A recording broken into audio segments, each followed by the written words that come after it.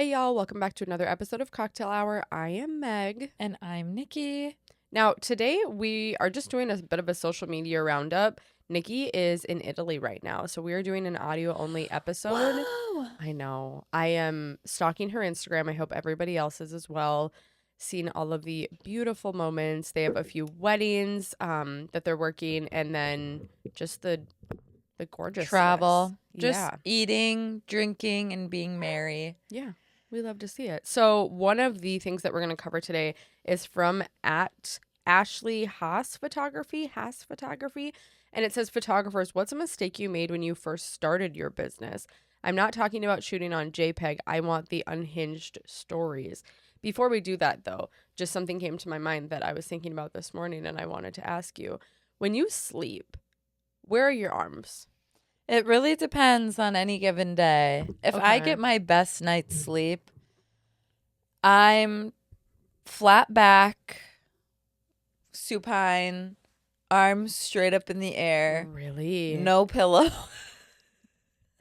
No pillow. Wait, and because I Flat can back. see, yeah, so flat back. So when she says arms up in there, she doesn't mean like up Straight in up. the air. I mean above my head, Above her head. flat on the bed. Yeah, Love sleeping like that. It is divine. like an infant. The best. Like a baby. Yeah, Like a baby in a sleep sack with his arms released. I actually have been getting targeted It's my ads for favorite. adult Sleep sacks, that's really I don't like that. I think I would love it.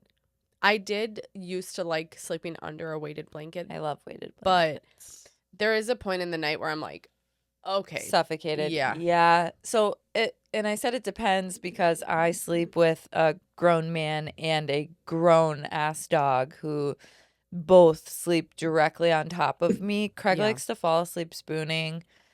So I'm typically That's on my right cute. side like this. How do you spoon without boning every night? What? That's crazy because we're old people who need to sleep. The moment my butt touches this man, I can't get away from him.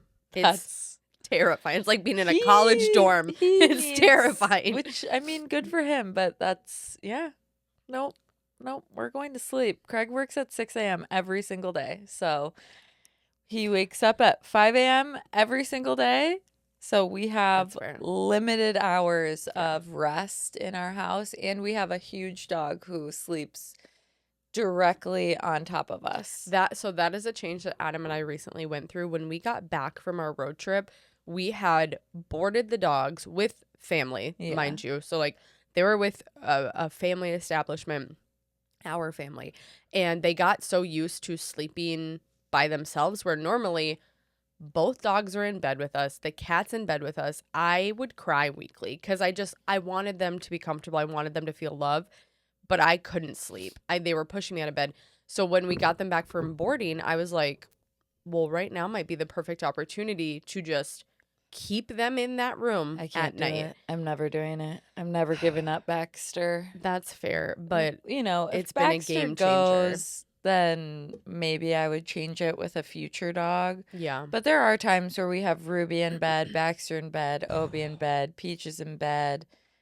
We Do you have did. a king size bed? Yes. We have Okay, a California God. king, thank God. I was but like, we have a bitch ass queen. no, I would and we die. did have a queen for a long time, and we had 2 cats and 1 dog trying to sleep with us. But now, even with the king though, like I woke up the other night on Sunday to Craig trying to kick Ruby out of the bed because he could not physically get comfortable, Yeah. sleep, find anywhere to rest. So when we go to crawl into bed and start spooning, we have a small, field of animals Yeah. just loving on us. So it is what it is. But yeah, once we like get comfortable, I will oftentimes kick Craig off of me because I already feel so overcrowded and Yeah. I am very claustrophobic. Like when we were at his son's choir concert, I was so claustrophobic. We were in an auditorium full of hundreds of people. It was sick. I hated it. It was so many people. But it's an auditorium. Yeah, but it was like tight. Like it was packed to the point where there were people lining the walls standing. To see an 8th grade choir concert is so dumb. Like I should have stayed in the car. But literally, I don't know why misheard you. I thought you said graduation. So it's like, no, that makes sense. A choir concert. It was small, tight, packed. Like we were sitting in the second to last row, and I was like, I gotta go.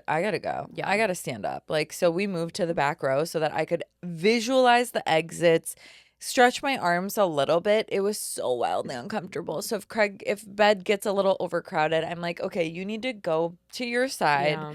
Turn over, which normally he's like passed out and just turns over. And then I can do whatever I want, which a lot of the times does not involve being fully comfortable because of my dog. But yeah, that's fair. I live with it. The reason I was asking is I often wake up and I'm in this. So for the listener, my wrists are kind of curled into my body and they're tucked under my chin. And then, my head's down on the pillow. And although the position as a whole feels extremely comfortable, my wrists have been cracking. Yep. Like my hands have been hurting. It just feels so uncomfortable. I've even had some numbness in my fingers, and I'm like, do you want to know what's insane? What? So that's natural. Your hands naturally just ball up. Yeah. 99.9, 100% of people's hands automatically just ball up when they sleep, like babies. Again, when you are in a coma or a medically induced coma, or because I worked in healthcare for so long, one of my biggest fears, or like if people become paralyzed, their hands automatically remain balled up because there's just no function. They don't stay like this.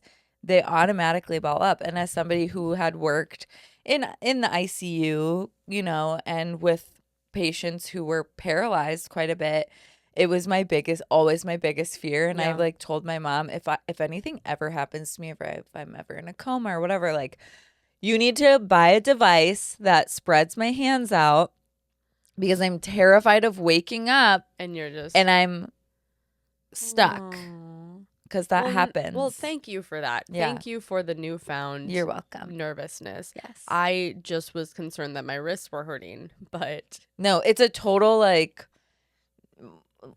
irrational fear that I have, like, but if I have it, you should too. That's fair. So last night I was trying, because I'm so used to it, I was trying to like lay my hands nice and flat, or like tuck very nicely. I just feel like no matter what sleeping position I find myself in, it's never one where I'm like, yeah, this is my sleeping position that I'm so comfortable in. I'm all over. Try laying flat on your back, no pillow, arms straight up, head slightly to the side. I even put your weighted eye mask on. Yeah. That is my jam. You're forgetting one thing though. What? So let's pretend this is a bed and I'm on top of it. Okay. So there's a big ass that if my ass hits the bed and I lean back, there's like a curve. Put a pillow down. I used to have one of those too. Put a pillow down. Like, when I was fat, I also used to have a big one. No. Lose some lbs, Meg. No, I know. I like to say Adam really gets uncomfortable. I say this in public around people because it just, if we're not crying about things, or no, we're laughing about things so we don't cry about things. Yes. Correct. But I'll be like wearing my Levi's and my butt looks good, my legs good, but I have these little ham hocks right on my hips. So I like to say these jeans make ham hocks. These jeans make my ham hocks look good. And Adam's like, he's like, I don't care what you say, but he was like, you're saying it so loud on purpose. I'm like, no, I know.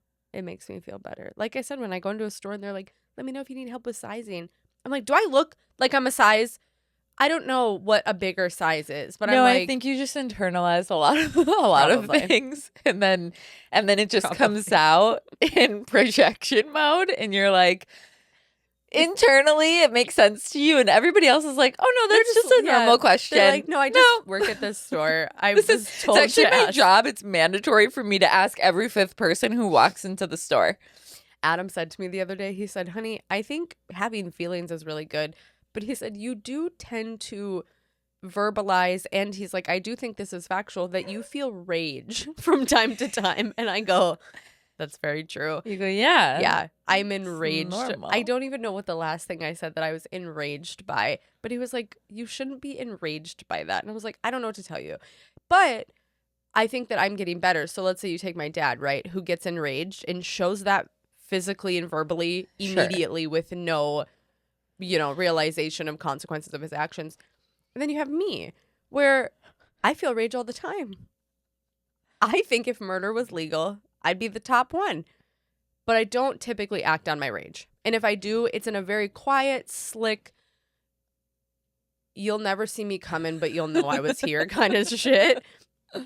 But, How do you feel after you release rage, though? Like, do you ever feel like, oh, maybe I shouldn't have done that? Insane. I feel Insane, yeah. I'm never like, I was completely justified. I think I go, it was probably a 95-5 split. I was 5% justified, but the 95% was an overreaction. Yeah. And I need to calm the fuck down. But I do think that you are very self-aware. Like, wonderful trait, Sure. but also, like, wonderful trait. I think it's great because I have friends who are not self-aware, who, like, deal with a lot of the things that you, like, bring up to me. Yeah. But when you feel something, you bring it up to me almost immediately. Yeah. I hope. I hope you're not sitting Oh, on yeah. anything where you're like, I'm like, this I fucking hate bitch, this I hate her. bitch. 6 months ago, she did X, Y, and Z. Like, I would hope that I you're wouldn't be telling able to me. carry on a friendship. I didn't think so. And so I do think for the rage. sake of your rage, you do say things immediately. And then you're like, oh, you know what?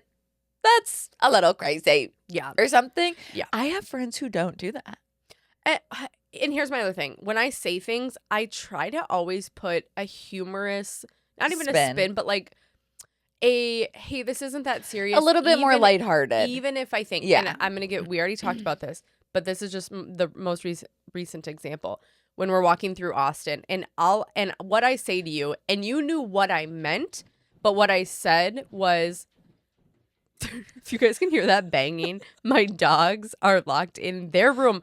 My dogs have a whole ass bedroom to They themselves. really do. They have beds, toys, whatever, all water, this stuff. food, crates, And everything they need. They're acting like it's Alcatraz. Yeah, they're literally trying to there. bang down. Yeah. But we're walking through Austin and I say, Nick, you got to give me a break here. When what I meant was, bitch, I'm also stressed. I need you to slow down. I don't know where I'm going, whatever. But I try to do that in every aspect of my life. When I want to say something, I'll be like, I'll just put like hey, this isn't that serious. Yeah. Tone. And I actually used to get feedback at work about that. They'd be like, hey, when you're giving feedback or when you're trying to have critical conversations with your team members, you kind of act like it's not a big deal when what you have to talk to them about maybe is a big deal, like their performance or something. Sure. They're like, you'll like make a joke or you'll try to make it lighthearted.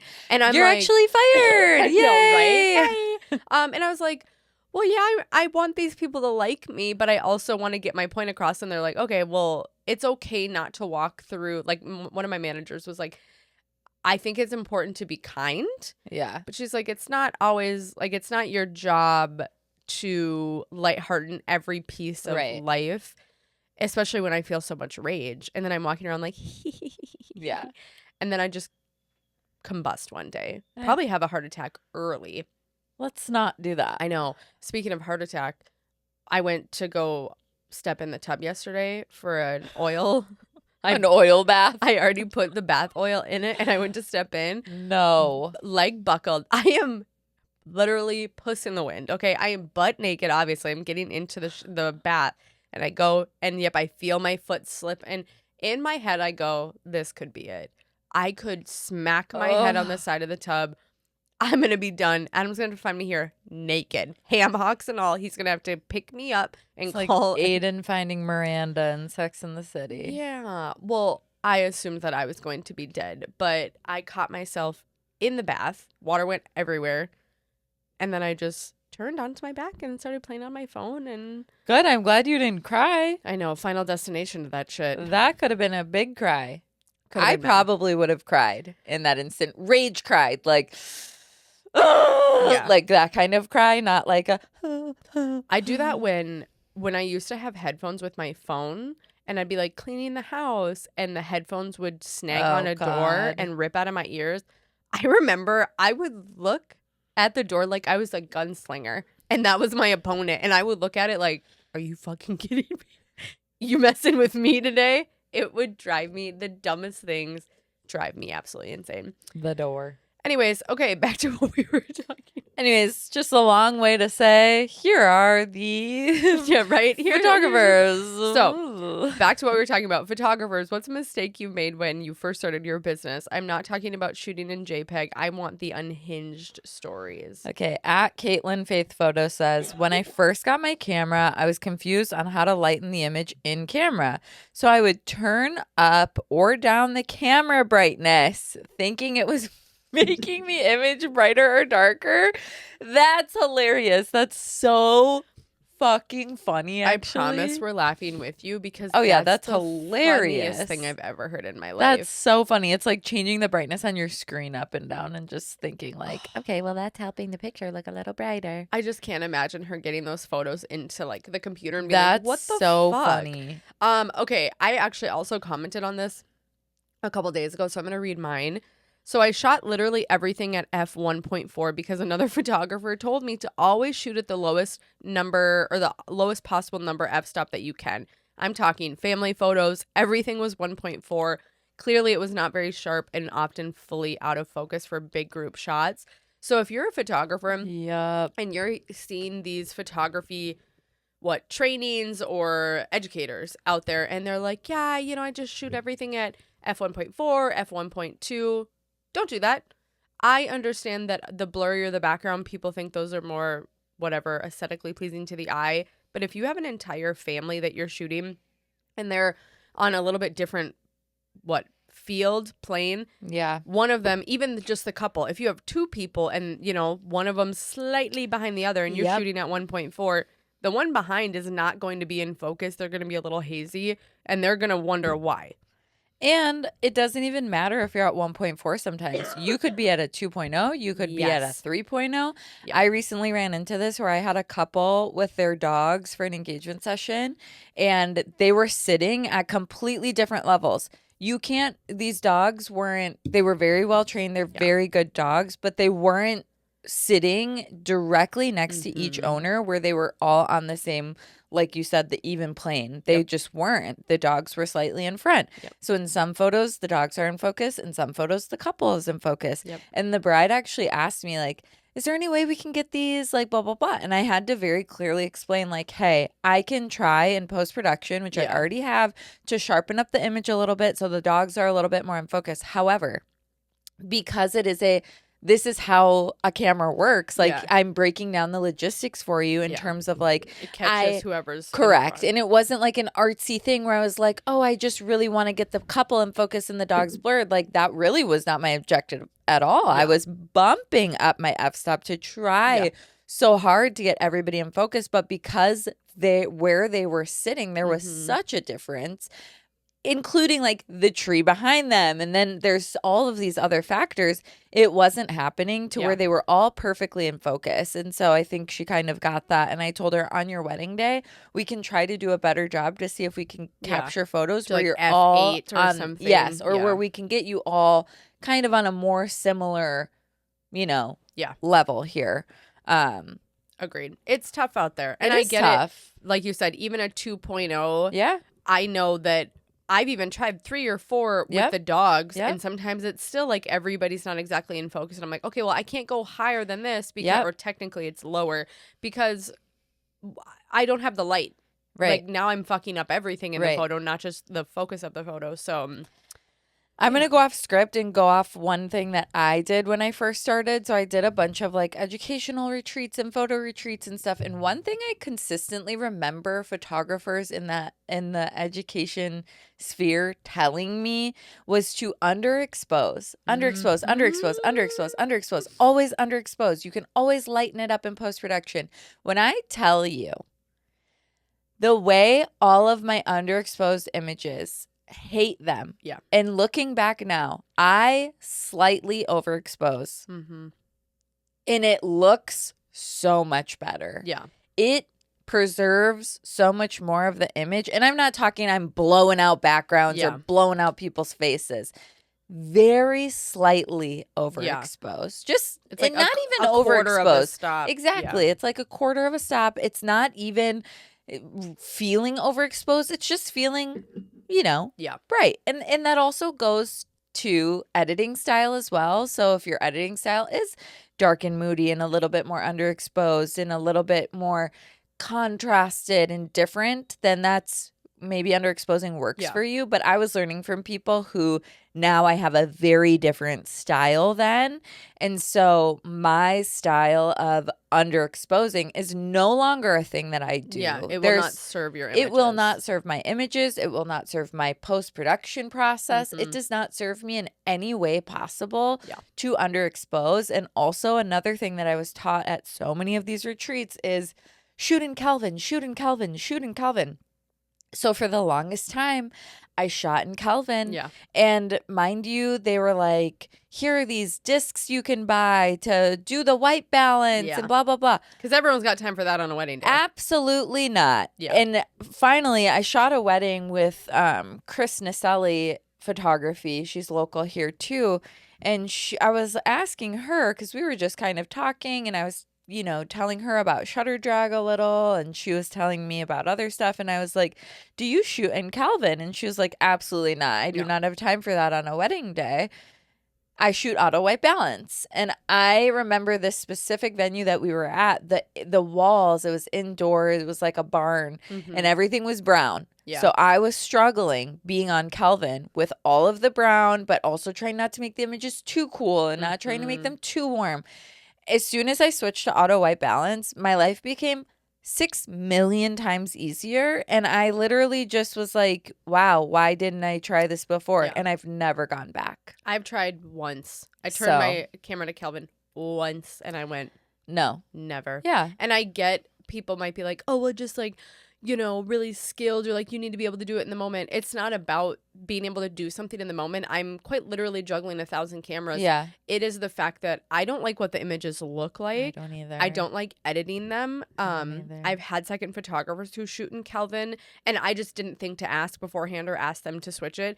And editing their photos, I'm like, what? It's so different. This is not great. So I asked my most recent second, do you shoot in Kelvin or in auto white balance? And she said Kelvin. And I said, do you mind shooting auto white balance today? Just for the sake of my editing. Yeah. It makes my life so much easier. But for the exposing, it's really fun to have these moments with Adam where I'm showing him the exposure meter or whatever, the meter. And I'm like, okay, so you're always going to want to try to get it in the middle, right? We want these images exposed properly. But then bringing him to a space that's really blown, like the back is really blown out, and he'll be like, okay, well, this says it's really overexposed. And I'm like, well, the background's really exposed, but I remember someone said to me, I was second shooting for them. I had been doing this for maybe a couple months. And by this, I mean second shooting. I wasn't like booking my own weddings.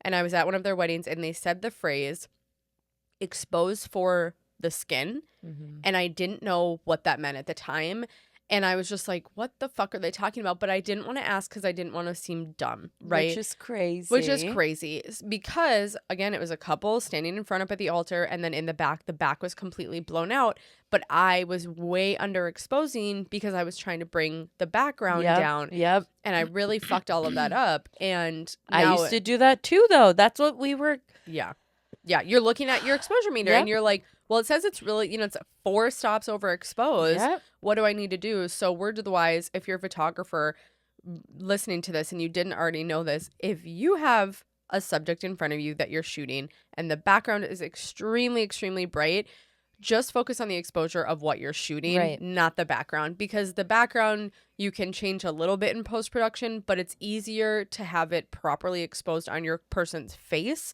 than their background and then try to lighten up the face later. Yeah, having to go back and adjust the focal point of your image is going to be really hard, especially when it is a person. Yeah.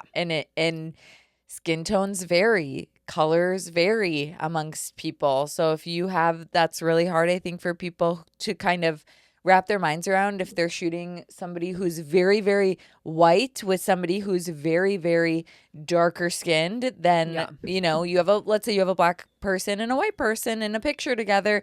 People, I think, struggle with trying to find, like, how do I match these? So I think that's a really great thing. And instead of trying to expose the entire image to where you can see the background and see this and that. Like, only focus on your actual focal point and the people in front of you. Like, that's the most important thing. The rest will figure it out. And in those moments, if possible, try to find a background that's not completely blown out. But I do understand it's not always an ideal situation. Yeah, agreed. Okay, next. Dropped a bride's sentimental earrings down a floor crack of a beautiful old house. Oh, no. My first ever wedding, my sister who was there managed to retrieve them. Well, thank God for your sister. That is one of my biggest nightmares. Or do you remember, and I'll only say this because I think Caitlin does listen, but Caitlin and Josh's wedding, I think this was before you were at their day, but her earring, I had broke her earring. No, I don't remember that. And I went to her bridesmaid and I was like, hello. Because Caitlin's the sweetest person ever, but it's her wedding day. Like, I'm not trying to piss anyone off. Yeah. So I go to a bridesmaid and I'm like barely moving my mouth. I'm like, hello, is there anyone who can go to Target and maybe get some super glue? Like, I'm like really nervous. And I was like, please don't tell Caitlin.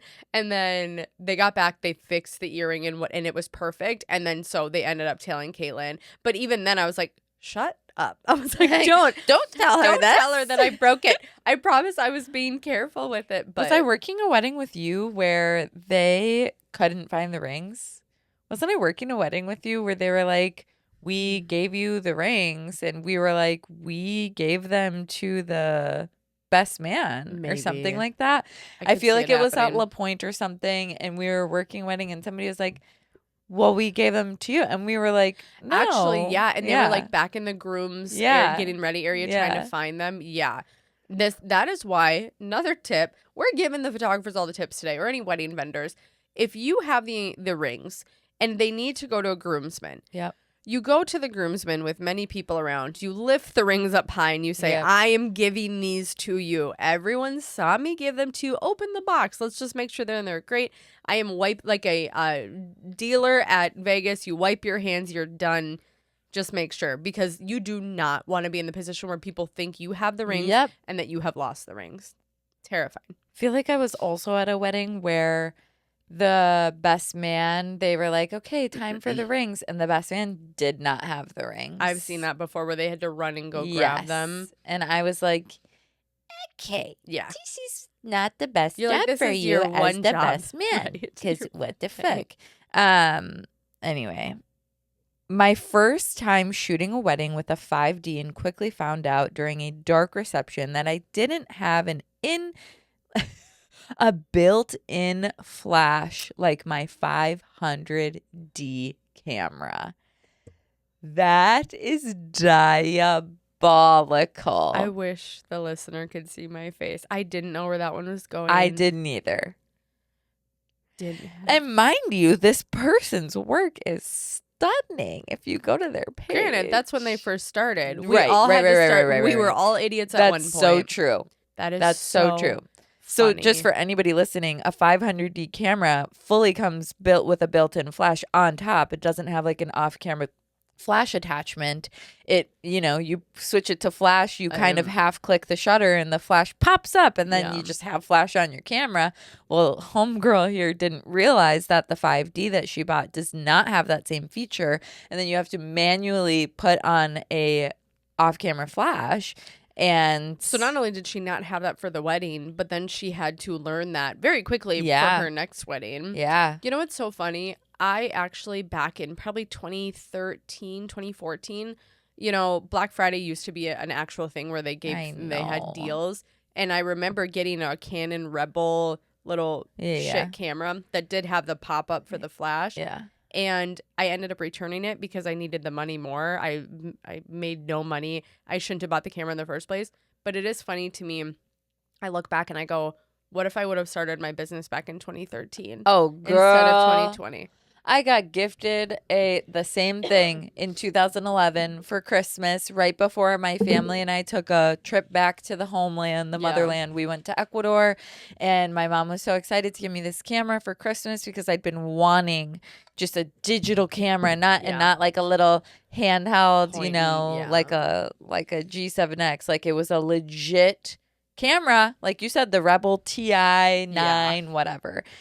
And I was rocking. I look back at some of those pictures sometimes and I'm like, those are actually really good. Like, Like, I can't believe I didn't I start cannot doing this. believe I fucking did not just take this. But also at that time, being a photographer was not a job. It Yeah. was not a job that you heard of. It was for people who like went to photography school or graduated with degrees in photography. It wasn't for like the freelance artist who was trying to start a business. Yeah. It was very much like, oh, you work in a studio or you work at JCPenney taking pictures. Yep. Like, it was not what it is today where 18-year-olds graduate high school and they're like, oh, I have this camera. Yeah. Let me start a full-fledged business. That's not what it was back then. And Agreed. I don't think it was something that was looked at and respected in Yeah. a way As like art. but Yeah. also it wasn't looked at as a job. Like Yeah. it was a job for specific people who went to that school and got a degree in photography, but it wasn't a job for a girl who just, graduated high school and was trying to figure out what the fuck to do. Yeah. At least in my mind, it wasn't. Oh, 100%. And I Yeah. also feel like being a wedding photographer back then, let's Totally say you different. got paid $2,000, but the day really was like, I'm just documenting what's happening. We're in the basement of your church and everything is so different. Crazy. And I'm very interested to see how it gets the next 5 to 10 years. How much more it changes. Yeah. What are weddings looking like at that point? Okay. I didn't back up anything. I didn't save my raws until like 2022. That's a little crazy. Yeah, I do things differently than a lot of people, and sometimes I get shit for it, but I will. Okay, here's my process. I'm like visualizing this. I go to a wedding. I come home. Well, first, I go to a wedding. As I'm packing up, I keep one SD card in the camera. I pull the other SD card and I put it in a little case. I keep it on my person. So if I have to stop at a gas station or something, you can mug me. Or not mug me, but you can rob my car and take everything. I still got the cards. Or you can mug me and I'll still have one card in the car. Exactly. I always got to back up. But then I get home, I back up the photos on a hard drive, and then I hold on to your SD card for the rest of the wedding season. Now, with the hard drive... Question. Yes. Do you call right away when you're backing up, or do you call immediately upon backing up? Okay. I do, I'll do a quick once over where I'm just grabbing sneak peeks really quick. But not a full call. No, and then a week or two later, I'll do the full call. But then on the hard drive, after I cull the images, which if you don't know what that means, it essentially means you're looking at every single photograph taken and you're picking which ones that you want to edit. Once that's done, I take all of the photos I want to edit, I put them in a new folder called to edit, and then the rest of the RAWs that were saved to the hard drive, trash. Because I have them on the SD card in case anything's needed. But this way, my hard drives last so much longer because I don't have all the shitty RAWs that I'm not going to edit. Why keep them on the hard drive? So some people think I'm insane for that. So that's after culling, though? Okay, Excuse me. Yeah, that's after culling. So I already know which images I want to edit. I keep those in a different folder. Yeah. But then the other 4,000, I'm like, I don't need you on my hard drive. And if a couple comes to me and goes, oh, I'm wondering if there's a different angle of this photo, I just pull up the SD card and, whatever. And I think I give them 30 days to let me know if there's anything post-delivery. Yeah, that they want edited or changed or updated. But then I have the SD cards until the end of the year. And that's why I have so many fucking SD cards. Here's my process. I go shoot a wedding, whatever. Same thing. I actually also leave one card in my camera. Just because also, then I know exactly where it is. Because I put the rest of my SD cards in a little case. I'll put it in my purse. But, I always like to know where one is. Yeah. Just in case. I get home. I will psychotically cull immediately lately. That's insane. I mean, I'm proud. Because I feel like I've checked something off of my list. Yeah. It makes it a lot easier for me to be like, well, that's culled. And upon culling, I will save all of those culled images to a folder on my drive and get rid of the rest. Like you said, I'm not saving any of those I'm not saving them anywhere because I'm not even backing them up initially because you're culling to my right drive away. Because I'm culling right away. I'm not saving any of those images. I'm just keeping them on one SD card. Yeah. And then I will edit, whatever, deliver. But I will clear SD cards after delivery. Yeah. And tell couples like, well, this is like This is what it is. Yeah. As long as it's in your contract, Yeah. to each their own, whatever their process is. I mean, I just don't know what I could be potentially missing. And that's kind of why I think we over-deliver too a little bit. Yeah. It's like, well, I'd rather just over-deliver and be like, here are quite literally so many images. Yeah. Like, I will say things happen like this, and this is why I keep cards, because my butthole puckers thinking about this situation. I had a couple come back to me. I delivered probably the biggest gallery I've ever delivered in my life, and they go, hey, I'm wondering if you have, it was like their cousin, he was sitting on a random table. No one talked to me ahead of time about like making sure I had a picture of him. They were like, I'm just wondering, he's our only family member that we don't have at least one photo of in the gallery, like in passing on the dance floor, whatever. I'm wondering, like, here's a photo of him. Can you just find one photo of him in like the quote unquote candids that I may have not put in the gallery already? And I went through SD cards and I had one. Not a great picture by any means. Not but one a that picture. but not one that I would have put in the gallery at all. For sure. But I was like, okay, I'm glad that I had the cards. I don't love having to do things like that. That took me hour. Well, Yeah, I should say like an hour going really going through the card, but I'm just like, I'm going to hold on to them. I also just get so nervous about everything. And since I have all the cards at this point, since I've already made the investment, I'm like, whatever. I do have a little baggie just of used SD cards that I'll pull out, and I don't format the cards right away. It's not like I deliver a gallery and I go back to I'm like, here's the card. Let me format them right away. Yeah. But I don't make a point to like set them aside and be like, I'm going to keep, like, I will go through every card that I have that's unused before I go back and reuse a card. Yeah. But if I go back to a card and I'm like, oh, it's been 6 months since I delivered your gallery, I'm going to format this card and I'm going to use it And let's talk about something you said earlier that resonates so much with me around culling right away, because then it's something checked off your list. I have really been struggling, and we like to stay transparent. So no, this is not me saying I'm going to like quit wedding photography. It's not to that point. But I have been struggling with this job. Yep. There's never an end of or like a completion. There's never a moment. You never feel satisfied. You will never be satisfied.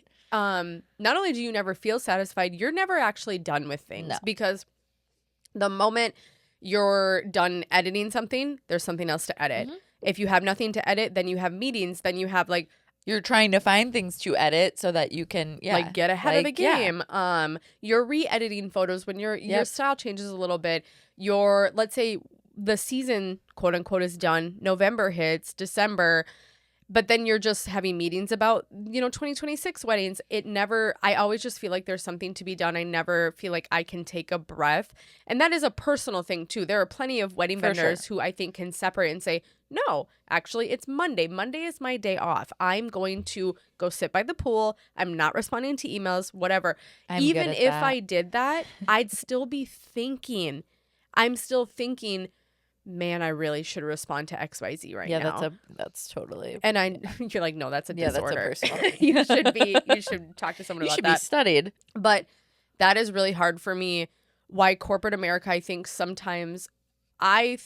we talk a lot about entrepreneurship and like, it is nice to work for ourselves and all that stuff, but there is something to be said about having a job where you can walk at 5 p.m. and turn it off and be like, done. Fuck y'all. Like, you're not paying me right now. I'm not doing anything. And that is... Craig will sometimes be like, you're on your phone. And I'm like, I'm fucking working. I'm not sitting here scrolling on Facebook Reels like you think that I am. I'm responding to emails. I'm drafting shit up in ChatGPT. Yeah. I'm fixing my guides. I'm sending out fucking investment guides. Mm-hmm. I'm doing things here. I'm trying to be a social media person and promote my business and do all of this shit. Like, I'm working. I'm not... And mind you, some days I am aimlessly scrolling. Oh, yeah. Like, we will send a meme back and forth. From a mental perspective, you need the breath. Yeah. But, like, girl, I'm not just... There's always something. And I will say, though, shout out to Adam. He has been doing a lot of the clerical things. He scans the film. He is culling. So things like that make me very that is happy. nice. Where I do spot check still. Like, I'll go through the photos he didn't select and just be like, let me make sure. But he has been taking a lot off my plate, but he's got the time. Right. So, you know, we'll see if that lasts through the whole year. I backed into a glass dresser and it ripped the whole butt cheek of my pants. I had to tape them together. I always pack extra clothes now. You know what? I honestly think packing extra clothes is such a good idea. 100%. I don't do that. I never have. And I should have started after I peed my pants at that wedding. Why am I not packing extra clothes? I don't know. Also, as somebody who has IBS and who has regularly, as an adult, had accidents, you know, that aren't pee, I need to start doing things in a smarter way. But I feel like on a wedding day, the adrenaline kind of takes over. That's not really the focus necessarily, especially if I'm lead shooting. There have been times where I'm second shooting for you that I'm like, I really need to go to the bathroom. I do not feel good. But it's never something that I'm like, I need to go. Like, when you're lead shooting, it is shocking how much the adrenaline kicks in. It's like, I have not peed all day. Yeah. I have not, like, you drank water. Nothing. All of a sudden it's dinner time and you're like, oh, okay. But I do agree on the second outfit. I have thought that. I'm like, what if something happened and I was just like fucked and I had to put on sweatpants for the rest of the day? Maybe if someone had some for me to put on. I was just gonna say that and a second pair of shoes, like in case something happens, just bring a second outfit. Otherwise, I'm going barefoot. Yeah, true.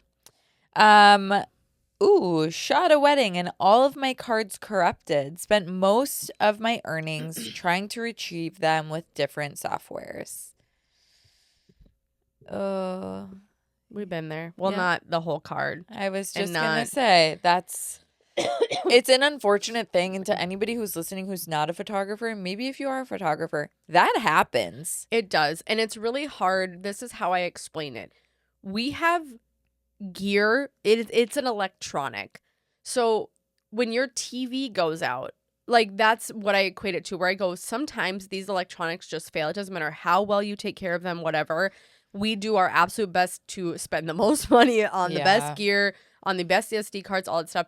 But sometimes things do happen, and that's why we shoot on 2 slots. But sometimes the 2 slots, it's one of those things where you will very often catch us checking, like, after sometimes a little it's not even the card. Sometimes it's like the camera is slower than what it is computing, especially if you're shooting on high continuous speed. Mm-hmm. Sometimes you're shooting so fast and the camera doesn't have the ability to catch up with, like, how fast you're shooting. Yeah. It'll literally pause you. It'll be like, stop. But yeah, it's one of those things where you hope it never happens. I will say I'm a constant checker of like, after I've taken photos for a couple minutes, I hit play just to be like, they're there, right? Yeah. They're there. Yeah. Because you never know what's going to happen. If not after every photo. Right. Literally. I shot my first wedding on a single slot camera and uploaded it to my husband. Okay, we're going to say husband. To my husband's super fast gaming computer, thinking it would be ideal to use his fancy computer. Well, it corrupted all the images. I sobbed for days. Thankfully, a local photographer was somehow able to rescue them. Still don't know how, but he was a magician angel. Kind of the same thing. Yeah. Cards be carded. That's why I just don't think it's worth, for anybody out there who's wanting to get into photography. Do I think you need top tier equipment, like the most expensive camera? No. But get a solid camera and get some solid SD Get a cards. trustworthy one, yeah. You know what I mean? Don't just be playing fast and loose with someone's wedding day. Here's a bad one. Was taking down the bride's silk dress from a railing and accidentally got it too close to my face with a fresh lipstick on. Left a huge lipstick stain in the middle of the bride's dress. That, oh my God, is horrifying. As somebody who wears makeup to a wedding day, like, I will wear a tinted sunscreen, some blush, and a powder over it, and a lip stain. And the reason I wear a lip stain that I can peel off is so that there's no transfer. But even wearing a tinted sunscreen, because I have a darker complexion in the summer typically, I get so paranoid and panicked when handling the dress that I will make a point to not bring it anywhere near my face. Yeah. To physically, stretch my hands out. And also always making sure my hands are clean when handling a dress, because I don't want anything. I don't know. I could have touched some grease on my car before walking in there and not noticed it. And, that is a crazy thing to have happen, actually. Crazy. In the middle of the front of the dress. Just a little. Of a silk dress, too. Silk dress, meaning that if you go and you try to clean it off, there's going to be a visible, wet spot. And I don't doubt that a Tide to Go stick can get that off. But even then, you're dealing with a wet stain. Anyway, I think that's crazy. It was like a decade ago, but I got so excited about a beautiful shoot location. I used a newer lens that didn't have autofocus, and I forgot to focus about 40% of the shoot. Turned out great, but I was mortified later. Oh wow. My God. There have been times where I'm shooting and I'm like, what is going on here? And I quickly notice it within the first 2 seconds of shooting, and I go, oh, my autofocus got pushed up to manual focus, and that's exactly what happened. But I can't imagine not noticing it within in the moment. But think 10 years ago. Yeah. Who knows what autofocus was like back then? Who knows if there were the screens that we have now to actually see things? It's so different. Yeah. So, typed the name of a church into my maps and drove 30 minutes in the wrong direction from the getting ready location. Missed the first half of the Catholic ceremony. I will only type in full addresses or coordinates from now on. Again, this is from when you started out, whatever you learned, diabolical type shit. And that is one thing that will quickly change. Yeah. How you approach anything you ever do. Yeah. 100%. And I hope she gave money back. Even things like when I have my consultations with my clients, I go, okay, guys, couple things. And I look at them, I go, June 1st, 2025, right? I will double check their wedding day. Yep. Not just once, but on each call, just to make sure. Yeah. I do not need a text on a random Saturday when I'm at another wedding. Why aren't you at my wedding? Where are you? That is my biggest nightmare. Hi, Meg. When do you think you're going to be getting here? Yeah. What do you mean? I'll be there next week at 11 a.m. What are you talking about? It scares me. So I always double check everything. I thought the eyes and teeth looked dull, so I would mask them and up the exposure. Reality was I was just afraid of shadows, and they looked terrifying. The client never said anything, but it still haunts me to this day. So I just imagine that the teeth on the people are just so bright. So bright, like Ross in that Friends episode. Yeah, just let people look like people. Unless someone's teeth are extremely yellow, sure you can whiten those a little. But don't. They don't need to be exposed. They don't need to look brighter. like a freaking British influencer with veneers. Just leave them be. Have you seen those weddings? The British, but I don't know where this. They're fucking gypsies. Is. They're gypsies. They're Romanov. What is it called? What is it called? What? Romanov? Like Anastasia, the Romanovs? Yeah, tell me. And where do they live? Because this has to be different from London. Romani people, Romanov gypsies. They are all over though. They're in the UK. The UK is, I'm pretty sure it's an island, right? Yeah. Something like that. But definitely there are seriously different parts though. You go to London and everybody's posh and so cool and you think Spice Girls and posh. And then girl power. But then you go to different parts and you're like, I can't understand a word that you're saying. What are you talking about here? And they're like, and I'm like, no, literally though, they're speaking English, but their accents to any are of our so... gypsy listeners. No, these are British people. If you're British, I love you dearly. Can't wait to visit your motherland. But I will say there are other British people who can't actually comprehend what they're saying. And a lot of Yeah. it goes to like their political structure too. And some places, like I said, are more posh and have more money, and some Yeah. places are not. And Yeah. and it was a system built like that for a reason, which we're not going to get into history class because Yeah. truthfully, I'm making all of this up and I don't know anything, but that sounds right. Historians I are mean, listening. They're like, what? they're the like, fuck? this is not true. I do think this would be a really good time for everyone to remember, though, that we did escape from the Queen of England because of taxes and tariffs and all of that fun things. Wasn't it a king back then? Probably. It probably was a wasn't king. a queen. Oh, it's not even a queen now. She died. But it was a king. Yeah. Because Hamilton. Oh, yeah. Jonathan. Duh. Yeah. Duh. Hello. God, I haven't seen that in so long or listened I to it. was just listening. That's why I said, yeah, we'll never be satisfied. I was Such a good performing for my musical. family the other night. Do you ever feel Full on. thankful that the world is absolutely insane. Absolutely insane. And if I went tomorrow, I'd be like, I'm okay. I'm tired. It's okay. I feel bad for the rest of you. Do you ever feel thankful if you died tomorrow, you'd be fine? No, do you feel thankful, though, that you live in this time? Now, let me give you examples. Hamilton.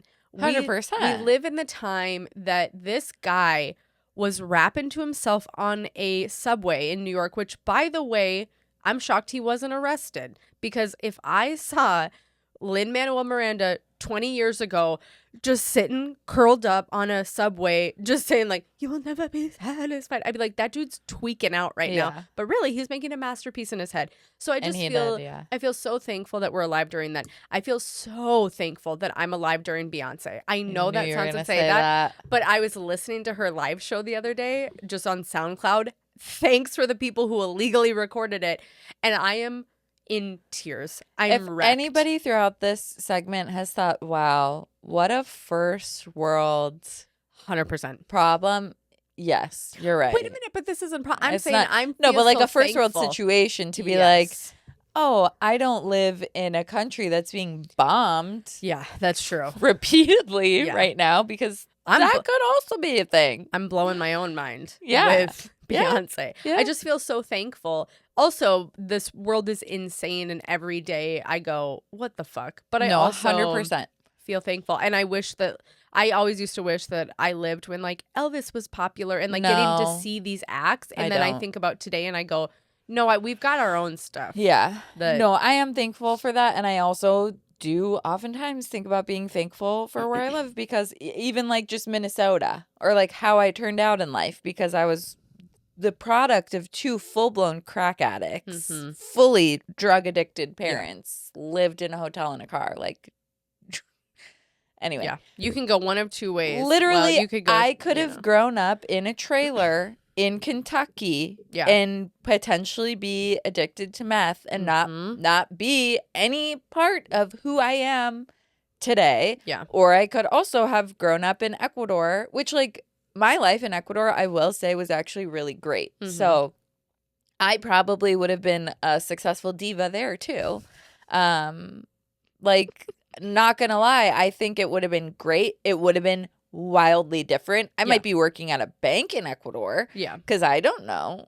I don't know. Yeah. You know, what you'd be doing the life out there. But I am so grateful to be where I am. Yeah. And I also just, this is a reminder for everybody, you really don't know. So, you know, you made the comment, like, you could be down in Kentucky in a trailer smoking meth. People down there that are doing that may have never had a chance. They may have been born to parents who did that, and that became the norm for them. And the moment you do it once, like, you cannot blame. Addiction is such a disease. But I also think about, you know, I was with someone and I saw a guy outside of Costco with his family, and he was like, you know, panhandling. He was asking for money.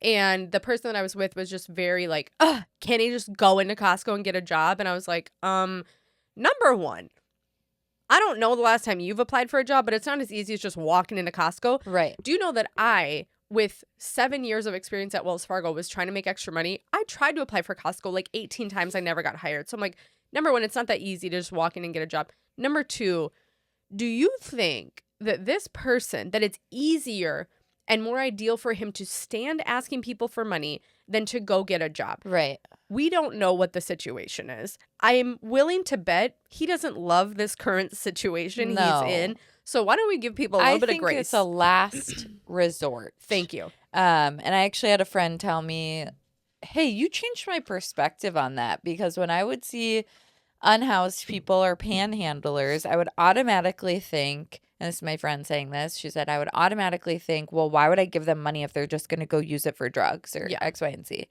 And I said to her, why does it matter? If they're using that money for drugs, then that's their prerogative. Yeah. If you have $1 to spare, if you have 75 cents to spare, do it out of the kindness of your heart, with the intention of believing that they're not going to use it for drugs, that they might go buy themselves a water bottle because it's a really hot day and they need something to drink. Yeah. Or that they're going to go try to get some, I don't know, freaking nacho fries at Taco Bell for $3 because they're starving and they've been sitting outside all day and nobody wants to hire them because they're sitting on a court. Like, you don't know what that's like. And also, why does it matter what they're doing with the money? What matters is your intention behind giving it. Like, if you're giving it to be kind and you're giving it to be a nice person because you genuinely have empathy and you care about others, then do that. Yeah. Like the rest you said, doesn't you don't matter. have to be a judgmental bitch about it. Yeah. Like, I remember hearing I think I heard a comedian say this. Like, who cares if they go buy, a little bottle of vodka? Yeah. I would too if I were in that 100%. position. I'd be trying to pass out and forget that this is my life. And I do think, excuse me, sorry, I know I have bronchitis. But I do think it's funny, the whole, like, oh, they'll buy this, they'll do this. And it's like, okay, but you got a maxed out credit card and you still went and did X, Y, Z. We live in the most gluttonous society that there is. 100%. But I'm like, but it was okay if you did it. Right. But if they do it, and it's, I don't know, it's so funny to me. I just think there is no way 98% of the people in this situation want to be in this situation. No. The other 2% also don't want to, but they might be so heavily in addiction that, for sure, that no amount of help is going to help them, for unfortunately. Sure. But that doesn't mean you don't help. Right. That doesn't mean you don't help. it makes no sense to me when people We're are just better people than others. And that's our episode. And literally, episode, because the mini wasn't a mini. Was there anything else on here that we can carry it into the next one? That's totally fair. Again, sorry guys for my coughing. Hopefully I get into a virtual appointment this week. Right now, you could sign up on ZocDoc or whatever. Google virtual appointment, doctor appointment. They'll call you within an hour. All you have to do is put in your phone number, your health insurance info, and your name. And they will call you. And all you have to do is answer, tell them your symptoms, and they will send in a prescription to your pharmacy of choice. This all sounds very easy. Exactly. Nikki's like, you should have done it 2 weeks ago. Yeah. Okay, guys. Anyways, thank you so much for joining this cocktail hour. Don't forget to subscribe, review the pod wherever you listen. Follow along on @cocktailhour.podcast on Instagram. The link for submissions is in our bio. Everything is anonymous. We want to hear your grievances, your gripes, your hot takes, your questions, anything you got for us, wedding related or not. We want to hear it. Yeah, and we'll talk to you guys next week. Bye.